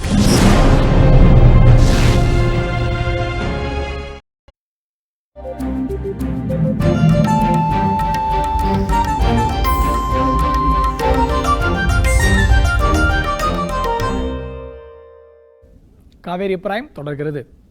ராஜஸ்தானில் வெள்ளம் பாதித்த பகுதிகளை காங்கிரஸ் துணைத் தலைவர் ராகுல் காந்தி நேரில் பார்வையிட்டார். பாதிக்கப்பட்டவர்களுக்கு விரைவில் நிவாரணம் கிடைக்க வேண்டும் என்று அவர் கேட்டுக்கொண்டார். ராஜஸ்தானில் கடந்த சில நாட்களாக பெய்து வரும் கனமழையால் மாநிலத்தில் பல்வேறு பகுதிகளில் வெள்ள நீர் சூழ்ந்துள்ளது. குறிப்பாக வெள்ளத்தால் கடுமையாக பாதிக்கப்பட்டுள்ள ஜலோர் மாவட்டத்தில் இருந்து 12,000க்கும் மேற்பட்ட மக்கள் பாதுகாப்பான பகுதிக்கு இடமாற்றம் செய்யப்பட்டுள்ளனர். வெள்ளம் பெருக்கெடுத்து பாய்வதால் ராஜஸ்தானின் பெரும்பாலான பகுதிகளில் மின்சாரம் முற்றிலுமாக துண்டிக்கப்பட்டுள்ளது. இந்த நிலையில் வெள்ளம் பாதித்த பகுதிகளை காங்கிரஸ் துணைத் தலைவர் ராகுல் காந்தி இன்று நேரில் சென்று பார்வையிட்டார். பயணத்தின் முதல் கட்டமாக ஜலோர் மாவட்டத்திற்கு சென்ற ராகுல் காந்திக்கு உற்சாக வரவேற்பு அளிக்கப்பட்டது. இதன் பின்னர் வெள்ள பாதிப்பு பகுதிகளை பார்வையிட்ட ராகுல் காந்தி மக்கள் மத்தியில் உரையாற்றினார். இதனையடுத்து செய்தியாளர்களிடம் பேசிய ராகுல் காந்தி ஜலோரில் நிலைமை மிகவும் மோசமாக உள்ளதாக தெரிவித்தார். செய்தியாளர்களுடனான சந்திப்பின் பிறகு உள்ளூர் மக்களை மீண்டும் சந்தித்த ராகுல் காந்தி அவர்களது தற்போதைய தேவைகள் குறித்து கேட்டறிந்தார். ஜலோர் மட்டுமின்றி ராஜஸ்தானின் மேலும் சில பகுதிகளுக்கு சென்று வெள்ள பாதிப்புகளை பார்வையிடவும் ராகுல் காந்தி திட்டமிட்டுள்ளார். காவிரி பிரேம் செய்திகளுக்காக கார்த்திக் மாயக்குமாருடன் தனலட்சுமி. மாட்டுத்தீவன ஊழல் வழக்கில் தொடர்புடைய பீகார் முன்னாள் முதலமைச்சர் லாலு பிரசாத் யாதவ் ராஞ்சியில் உள்ள சிபிஐ சிறப்பு நீதிமன்றத்தில் ஆஜரானார். பீகார் மாநில முதலமைச்சராக லாலு பிரசாத் யாதவ் பதவி வகித்த காலத்தில் மாட்டுத் தீவனம் வாங்கியதில் ஊழல் செய்ததாக பல்வேறு வழக்குகள் தொடரப்பட்டன. ஒரு வழக்கில் லாலுவுக்கு 5 ஆண்டு சிறை தண்டனையும் அபராதமும் விதிக்கப்பட்டுள்ளது. தற்போது அவர் ஜாமீனில் வந்துள்ளார். இந்நிலையில் மாட்டுத்தீவன ஊழல் தொடர்பான மற்றொரு வழக்கு விசாரணை பாட்னாவில் உள்ள சிபிஐ நீதிமன்றத்தில் நடைபெற்று வருகிறது. இந்த வழக்கில் சிபிஐ நீதிமன்ற நீதிபதி தேவ்ராஜ் திரிபாதி முன் கடந்த செவ்வாய்க்கிழமை ஆஜரானார். இந்நிலையில் லாலு பிரசாத் யாதவ் ஜார்க்கண்ட் மாநிலம் ராஞ்சியில் உள்ள சிபிஐ சிறப்பு நீதிமன்றத்தில் மீண்டும் இன்று விசாரணைக்கு ஆஜரானார். காவேரி பிரைம் செய்திகளுக்காக புவனா மற்றும் திருக்குமரன். நாட்டில் 37% அதிகமான பள்ளிகளில் மின்சார வசதி இல்லை என மத்திய அரசு தெரிவித்துள்ளது. பள்ளிகளின் மின் வசதி தொடர்பாக மாநிலங்களவையில் எழுத்துப்பூர்வமான அறிக்கை தாக்கல் செய்யப்பட்டது. அதில் நாட்டில் உள்ள மொத்த பள்ளிகளில் 62.81% பள்ளிகளில் மட்டுமே மின்சார வசதி உள்ளதாக தெரிவிக்கப்பட்டுள்ளது. ஜார்க்கண்டில் 19% பள்ளிகள் மட்டுமே மின்சார வசதி பெற்றுள்ளதாகவும், இதற்கு அடுத்தபடியாக அசாமில் 25% பள்ளிகளிலும், மேகாலயாவில் 28%, பீகாரில் 37%, மத்திய பிரதேசத்தில் 28%, மணிப்பூரில் 39%, ஒடிசாவில் 33% மற்றும் திரிபுராவில் 29% பள்ளிகளில் மட்டுமே மின்சார வசதி உள்ளது. மேலும் சண்டிகர், டாடர் அண்ட் நகர் ஹவேலி, டாமன் அண்ட் டியூ, லக்ஷ்வதீப் மற்றும் புதுச்சேரி உள்ளிட்டவை 100% மின்சார வசதி கொண்ட பள்ளிகளை உடையதாக அந்த அறிக்கையில் தெரிவிக்கப்பட்டுள்ளது. காவேரி பிரைம் செய்திகளுக்காக புவனா மற்றும் கார்த்திக் மாயக்குமார். சட்டத்திற்கு புறம்பாக ஆயுதம் வைத்திருந்த வழக்கின் விசாரணைக்காக இந்தி நடிகர் சல்மான் கான் ஜோத்பூர் செஷன் நீதிமன்றத்தில் நேரில் ஆஜரானார். 1998ஆம் ஆண்டு ஹம் சாத் சாத் ஹே என்ற படத்தின் படப்பிடிப்பு நடைபெற்றது. அப்போது அபூர்வ இன மான்கள் 2ஐ வேட்டையாடியதாக குற்றச்சாட்டு எழுந்தது. இது ஒருபுறம் இருக்க, வேட்டையாடுவதற்காக பயன்படுத்திய 22 மற்றும் 32 ரக துப்பாக்கிகள் உரிமம் காலாவதியானதாகவும், இது சட்டத்திற்கு புறம்பாக பயன்படுத்தப்பட்டுள்ளதாகவும் சல்மான் கான் மீது மேலும் ஒரு குற்றச்சாட்டு சுமத்தப்பட்டது. பின்னர் இவ்விரு குற்றச்சாட்டுகளும் இருவேறு வழக்குகளாக தொடரப்பட்டன. மான்களை வேட்டையாடிய வழக்கிலிருந்து சல்மான் கான் விடுவிக்கப்பட்ட நிலையில் சட்டத்திற்கு புறம்பாக ஆயுதம் பயன்படுத்திய வழக்கு தற்போது நடைபெற்று வருகிறது. இந்த நிலையில் இவ்வழக்கின் விசாரணை ஜோத்பூர் செஷன்ஸ் நீதிமன்றத்தில் இன்று நடைபெற்றது. விசாரணையை முன்னிட்டு நீதிமன்றத்திற்கு வருகை தந்த சல்மான் கானை கண்டு ஏராளமான ரசிகர்கள் ஆரவாரமிட்டனர். ரசிகர்களின் ஆரவாரத்திற்கு பிறகு நீதிமன்றத்திற்குள் சென்ற சல்மான் கான் 20,000 ரூபாய் டெபாசிட் செலுத்திவிட்டு ஜாமீன் பத்திரத்தில் கையெழுத்திட்டார். இதைத் தொடர்ந்து அடுத்த விசாரணை அக்டோபர் 5ஆம் தேதிக்கு ஒத்திவைக்கப்பட்டது. விசாரணைக்கு பிறகு செய்தியாளர்களிடம் பேசிய சல்மான் கானின் வழக்கறிஞர் ஹஸ்டிமால் ஷரத்வாத், நீதிமன்றத்தில் சல்மானிடம் கேள்விகள் ஏதும் கேட்கப்படவில்லை என்று தெரிவித்தார்.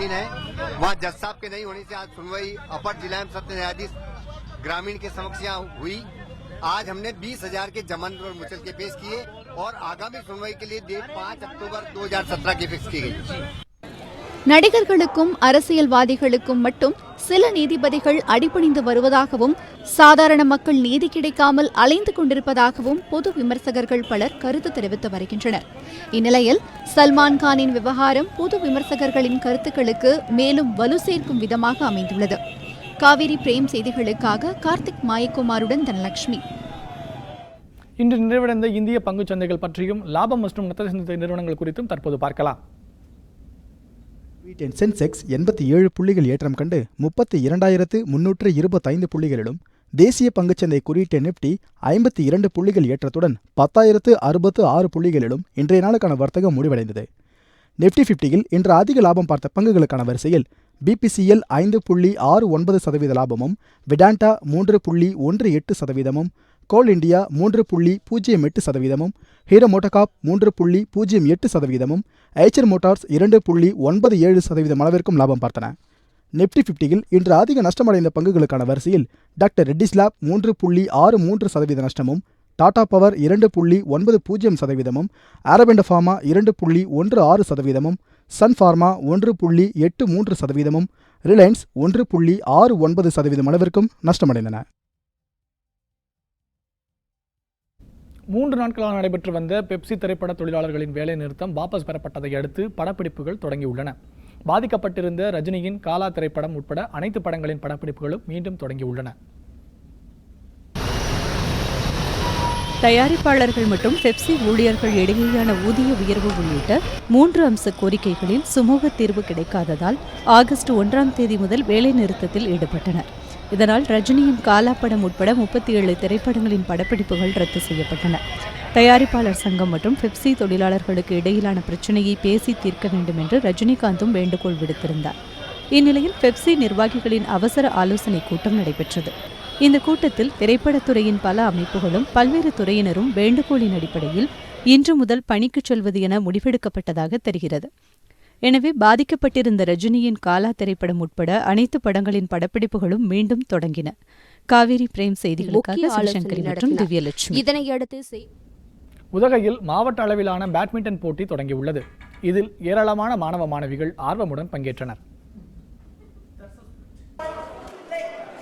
நீலகிரி மாவட்ட இறகுப்பந்து சங்கம் சார்பாக மாவட்ட அளவிலான இறகுப்பந்து போட்டி உதகையில் இன்று தொடங்கியது.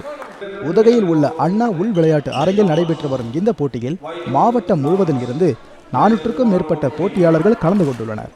15 வயதிற்குட்பட்டோர், 35 வயதிற்குட்பட்டோர் மற்றும் மூத்தோருக்கான போட்டி என வயது அடிப்படையில் நடத்தப்படுகின்றது. மேலும் ஒற்றையர், இரட்டையர், கலப்பு இரட்டையர் என மொத்தம் 5 பிரிவுகளாக போட்டிகள் நடத்தப்படுகின்றன.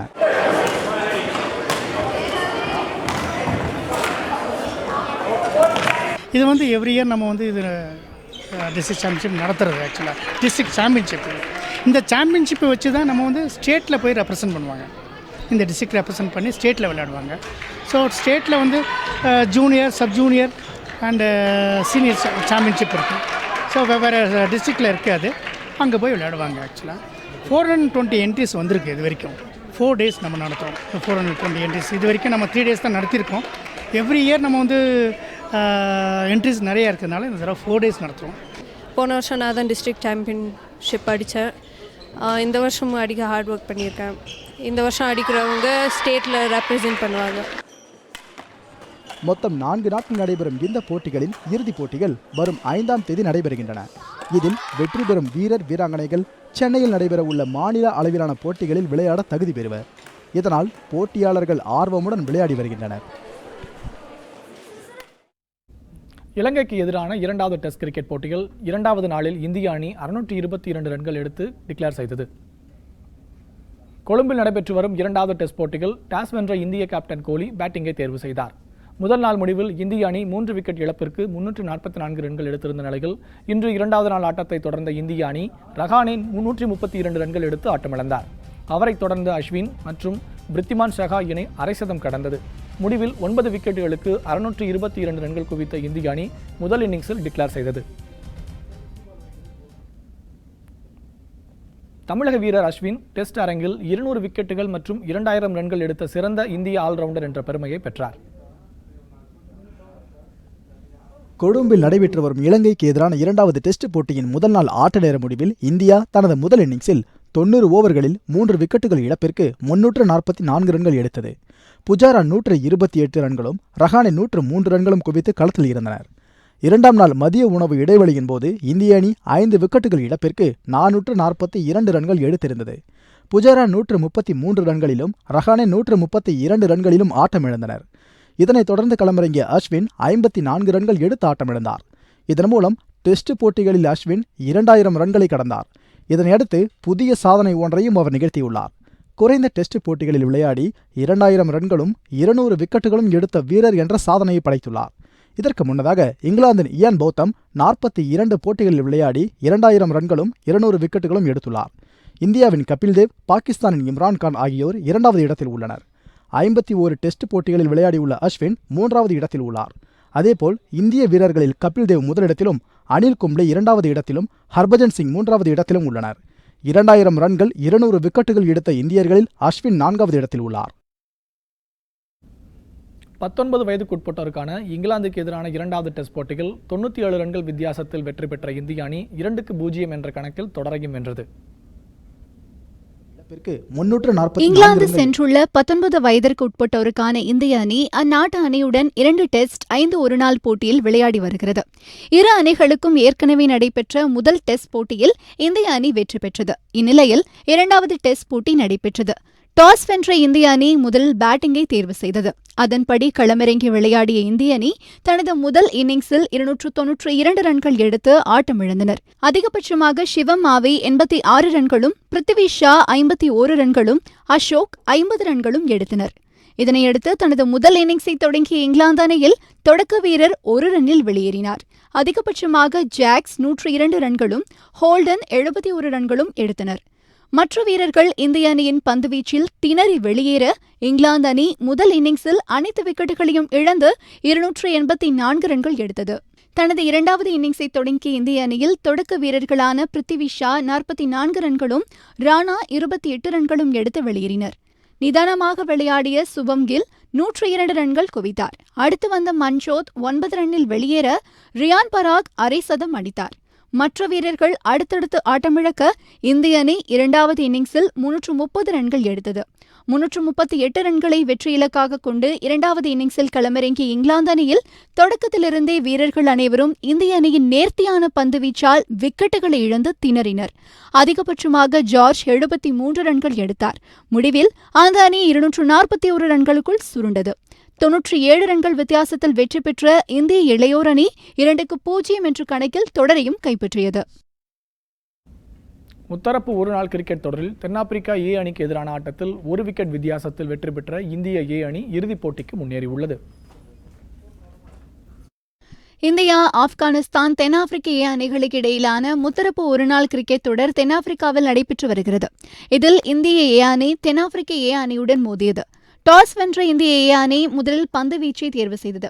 அதன்படி முதலில் களமிறங்கிய தென்னாப்பிரிக்க ஏ அணியில் டேவிட் 14 ரன்களிலும், ஹென்ட்ரிக்ஸ் 1 ரன்னிலும் வெளியேறினர்.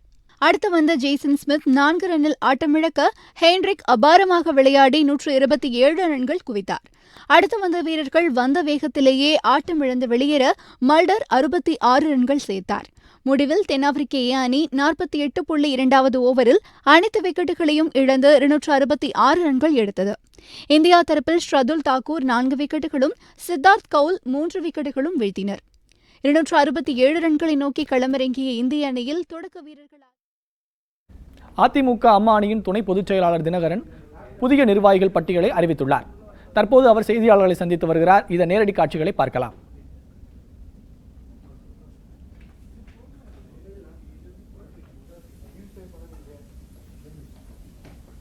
ஏதாவது ஆணையிட்டால் அதன் பிரதிபலனை காவல்துறையினர் அறிவிப்பார்கள் என்பது அவர்களுக்கும் தெரியும். அதனால் சட்டத்தை மீறிய எந்த செயலையும் தமிழக காவல்துறை செய்யாது என்பது எங்களுக்கு தெரியும். பாதுகாப்பு என்பதே கட்சி அலுவலகத்திற்கும் அங்கே வந்து செல்கின்ற எங்களை போன்ற பொறுப்பாளர்களுக்கும் தொண்டர்களுக்காகவும் பலப்படுத்தப்பட்டிருக்கிறது என்றுதான் நீங்கள் எடுத்துக்கொள்ள வேண்டும்.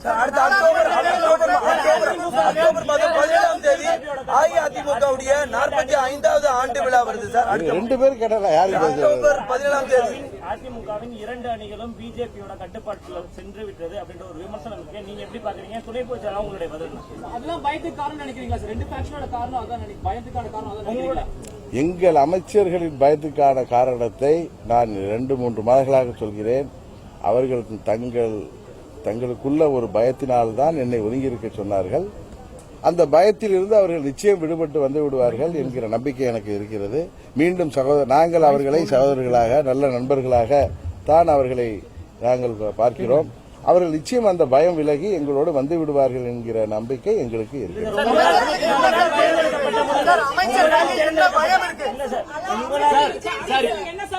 அமைச்சர்களுக்கு என்ன சார் பயம் இருக்கு? நீங்க Reportedly, there are reports that AIDMK both factions are aligning with the BJP. They are joining the NDA as well. As the Deputy General Secretary, what is your view about an alliance with NDA, sir?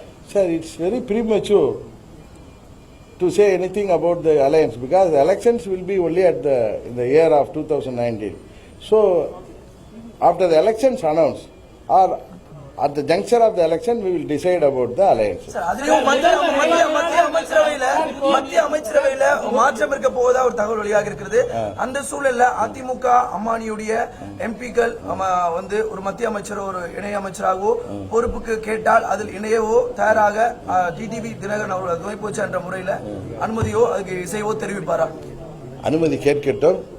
அவர்கள் அது போன்ற எண்ணத்தில் இருக்கிறார்கள் என்று நீங்கள் எல்லாம் சொல்கிறீர்கள். எனக்கு அதை பற்றி தெரியவில்லை. அப்படி கேட்டால் அந்த நேரத்தில் அதை பற்றி நான் பார்த்தேன். அவருக்கு வச்சான்னு முதலமைச்சரே அமைதியா இருக்கும்போது தொடர்ந்து அமைச்சர்களோ இல்ல குறிப்பா ஜெயக்குமார் மட்டும் அது தொடர்பான சர்ச்சைக்குரிய கருத்துக்களை சொல்றதுக்கான காரணம் என்ன சார்? இந்த கேள்வியை நீங்க அவர்கிட்ட தான் கேட்கணும். அவர்கிட்ட கேட்காம என்கிட்ட கேட்கறது எனக்கு சரியா தெரியல. அதே நேரத்தில் அந்த பயம் சொல்றது அவருக்கு அதிகமா இருக்கலாம். அது கூட காரணமா இருக்கு. அதை நீங்க அவர்கிட்ட தான் கேட்கணும். அது காலம் வரும் நான் சொல்றேன். அந்த நீங்க அவர்கிட்ட கேளுங்க சார். அவர்கிட்ட தான் கேட்கணும். அவர் சொல்லல. நீங்க கொஞ்சம் வெயிட் பண்ணுங்க. நான் பதில் சொல்ல கொஞ்சம் வெயிட் பண்ணல. எனக்கு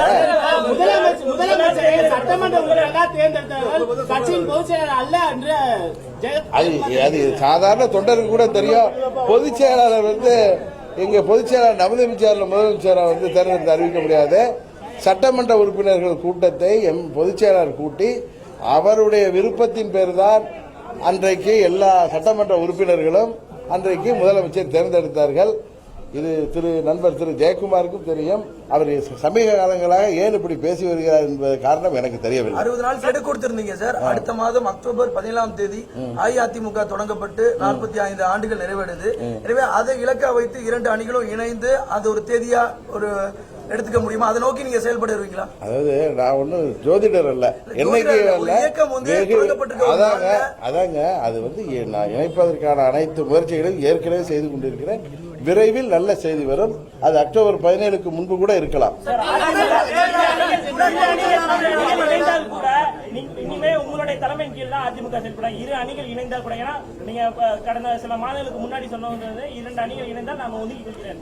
இனிமேல் இணைந்தால் கூட உங்களுடைய அதான் 2-3 மாதத்துக்கு கூட உங்க புதிய தலைவருக்கு தான் நான் கொடுத்த. அவர் யாரு நம்ம கார்த்திகை செல்வன் கேட்டப்ப அவர்களா இணைந்துட்டு என்ன சொன்னாங்க. இப்ப நான் தாங்க இணைச்சு வைக்கணும் சார். அவங்க இணைய முடியாதுதான் உங்களுக்கு திரும்ப திரும்ப தெரியுது. அதை இணைக்கக்கூடியது நாங்கள் தான் செய்யணும். நான் என்று சொல்வது எங்க துணை பொதுச்செயலாளர் என்கின்ற பதவியில இருக்கின்ற நான் எங்கள் இயக்க நண்பர்களுடன் சேர்ந்து அவர்களை நாங்கள் ஒன்று இணைப்போம் என்று திரும்ப திரும்ப சொல்கிறேன். திரும்ப இணைந்தால் நீங்க போய்விடுங்களா? இனிமே அதுக்கான வேலையே இல்லை. நிச்சயம் பொதுச் செயலாளர் தலைமையில தான் செயல்படும். அமைச்சர் ஜெயக்குமார் பேசும்போது என்ன சொல்றாருன்னா, இனிமேல் கட்சியும் ஆட்சியும் முதலமைச்சர் தலைமையில தான் நடைபெறும் அப்படின்னு. அதாங்க அவர் ஜெயக்குமார் வந்து என் கட்சியுடைய மீனவர் பிரிவு செயலாளர். கட்சியில அந்த பதவியே போட்டதே பொதுச் செயலாளர் தான். அவர் வந்து ஏதோ வாய்க்கு வந்தது என்று பேசுகிறார். அதுதான் சொன்னா அவரை வந்து அவர் ஏன் இப்படி பேசுறீங்க? நீங்க அவர்கிட்ட கேட்கணும். நீங்க கேட்கவே மாட்டீங்க. இல்ல இல்ல இல்ல இல்ல நான் கேட்கறது உங்கள்கிட்ட தான் கேட்கிறேன். அவர் கேட்கறது சார் நீங்க என்ன பொதுச் செயலாளரா, அந்த அதிகாரம் பொதுச் செயலாளர் நீங்க எப்படி இதை சொல்றீங்கன்னு கேட்க மாட்டீங்களா? எங்கள்கிட்ட உங்களுக்கு நீங்க என்ன ஆசைப்படுறீங்களா? இப்ப நான் யார் மேல நடவடிக்கை எடுக்கணும் ஆசைப்படுறீங்களா? சொல்லுங்க, எடுத்துருவோம். என்ன நீங்க என்ன செய்யறீங்க? நீங்க என்ன நடவடிக்கை என்பது ஒரு நிமிடத்தில் செய்யக்கூடிய விஷயம். ஆனால் ஒரு எங்களோட இயக்கத்தில் உள்ள ஒரு நண்பரை சகோதரர்களாக நாங்கள் நினைப்பவர்கள், அதுபோல நாங்கள் பொறுப்பான பதவியில் உள்ளவர்கள், நாங்கள் பொறுப்பற்ற முறையில் பேசக்கூடாது. பொறுப்பற்ற முறையில் நான் நடந்து கொள்ள மாட்டேன். அதே நேரத்தில் பொறுமைக்கும் எல்லை உண்டு. அதுவரை சற்று காத்திருங்க.